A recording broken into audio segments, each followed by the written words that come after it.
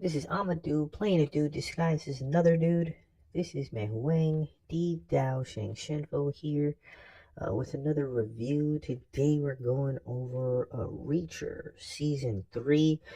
No script, no nothing, because I don't really believe that this particular season deserves a script. This season was ass. Straight up, it was ass. Compared to all the other seasons, like this is the third season, obviously. If this season was maybe the first season, it would be okay. It would be okay. But given this season, and my opinion is coming from all the integral pieces associated with the advertisement or the rollout of this particular season, for the show Reacher, for the IP of Reacher associated with the television series, because obviously there's books.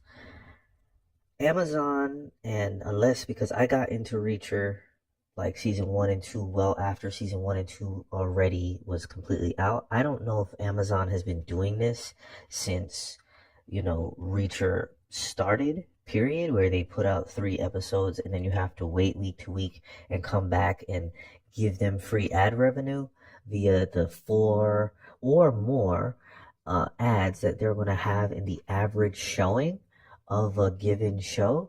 And I'm not even gonna say 4 or more ads because they do things in like 2 to 3 minute increments, and there are several ads within those 2 to 3 minute increments. And sometimes when you think it's over after the 2 to 3 minutes, they get in like a last 15 second or a few 15 second ads. Um, Terrible, just terrible.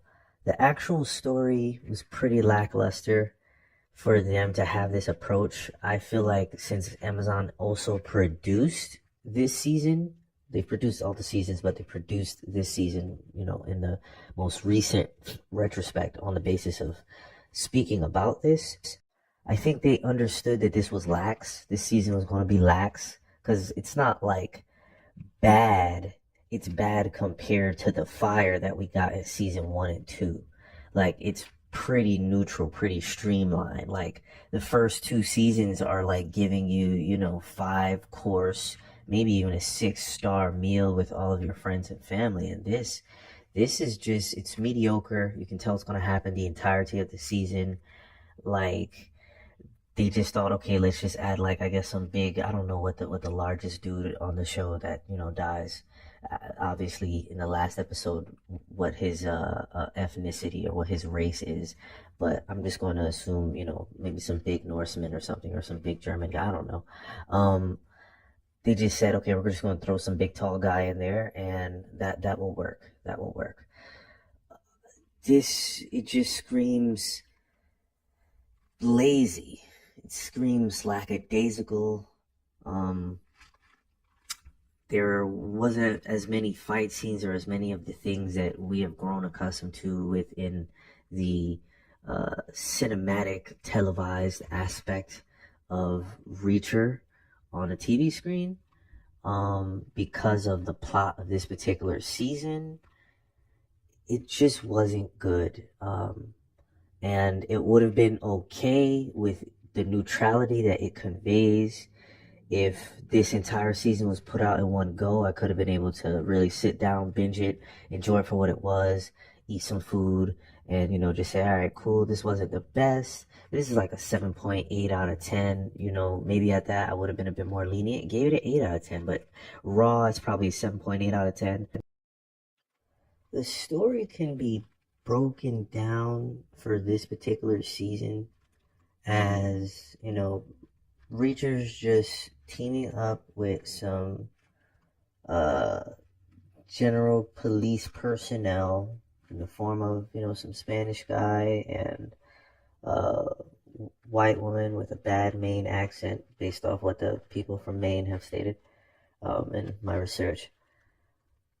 Uh, he teams up with them to tear down a past uh, fugitive from one of his past missions associated with his time as leader of the 110th. And this particular individual, Mr. McCabe, I think it's Julius McCabe, but Mr. McCabe, you know, is essentially a syndicate taker, quote unquote, goes to different places and sets up shop over someone else's fortune as it pertains to weapons dealing, weapons and or drug dealing, but weapons dealing, takes their operation, supersedes over it, threatens that particular person's family, so on and so forth, and kind of holds them hostage until he makes a certain amount of money. Then he kills all of them, leaves, resurfaces somewhere else, and does the same thing. That's just what he happens to do in the present day sense of this season. But you know, he was a former fugitive, I guess, arms dealer slash rapist slash a whole bunch of other evil stuff, I guess. And you know, Reacher thought he killed him, but he didn't kill him in the past. So he's found him in his present day sense and is working with the police personnel that I stated prior to take him down. And they have a combined or vested interest because the police personnel, one of the police personnel of the two that I stated, the lady with the really bad Maine accent, you know, she basically has a CI that she kind of tricked into becoming a CI. She's a horrible person to a certain degree, and she feels guilty, so she has to, you know, try to help, and that given CI is basically put into this give operation because, you know, the police personnel lady from Maine put her in this operation and it went left. Yeah, like just factoring in everything the way it was rolled out again, if this is how Amazon has been rolling out, that makes me, it puts a bad taste in my mouth overall for Reacher. But you know, at least the season 1 and 2 is actually really, really, really good. I don't know what's going on. It's 2025. I feel like when a show comes out, it's supposed to come out. That's the whole premise of why we have technology. If a show comes out, the entire show should be out for me to binge, and then, you know, I can adjust my schedule to give it the proper grace that it needs.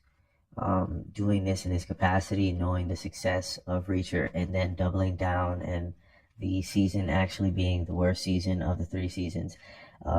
I'm all for, and I'm a big advocate of, you know, certain shows just need to stop once they're past the window that makes sense. You know, they should just continue with seasons if it's not going to be the same quality of what they initially started out with. So, I'm under the ideology that this season doesn't exist and only 1 and 2 exist. This season only would have been okay based off the subpar quality that it happens to be at, if and only if they put out 2 seasons simultaneously. This was just a throwaway season that they decided to give us because, you know, they appreciate the fact that we like the show. And then there was a real season 3 with an actual, you know, plot that was actually pretty awesome. And both came out at the same time. If they were going to do that actual hypothetical season 3 that actually would have been amazing and fire like the other seasons, then that real season 3 in the hypothetical would have been, you know, I would have been okay if that was kind of week to week. First 3 episodes come out, and then that's week to week, and we have this whole, you know, mediocre kind of doo-doo season. Like, this season gives off like the extra DLC for like GTA 5, like the Sons of Anarchy. Granted, it's not like associated with the Sons of Anarchy, but I'm saying it's just like it's something throwaway. Like, this is not like a season. This is not a main course. Like, this is like a blooper season. This is not that fire that I expected that got me to be enticed with the show or enamored with the show in the first place. And I would think that anyone else that watched the show feels the same way. But my sentiments are the same exactly. This is a 7.8 out of 10 without my prejudice, based off the fact of Amazon, you know, just really putting their shaboing boing down everyone's throat. Factoring in the shaboing boing and, you know, in the form of the advertisement, the rollout, everything else, the plot being lax, I would give this anywhere between a 7.3 to a 7.6. I'm actually going to give it a 7.3, but yeah. In either instance, this has been Meihouwangddouzhanshengfo here with another review. Don't forget to like, comment, subscribe. Thank you for listening. I'm out.